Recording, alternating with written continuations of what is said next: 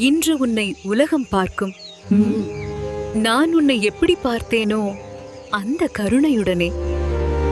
துணிவு என்பது சத்தம் போட்டு காட்டுவது அல்ல, உன் மூச்சின் ஓசையையும் கட்டுப்படுத்தி அமைதியை பிடிப்பது. சூழல் எதை செய்தாலும் என் நோக்கம் மாறாது. அதுதான் மனிதனின் மிகப்பெரிய வலிமை. காடு நம்மை காயப்படுத்தவில்லை, நாம் தான் அதை காயப்படுத்துகிறோம்.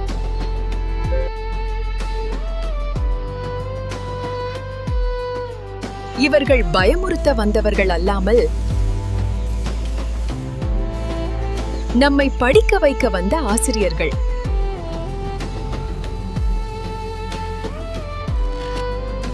என்னை பிடிக்க முடியாத அளவுக்கு நான் பயத்தை வென்றுவிட்டேன்.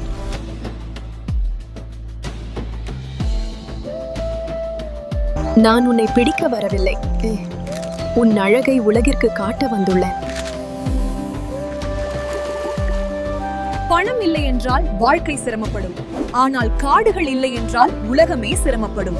வனங்களை பாதுகாப்பது நம்முடைய கடமை.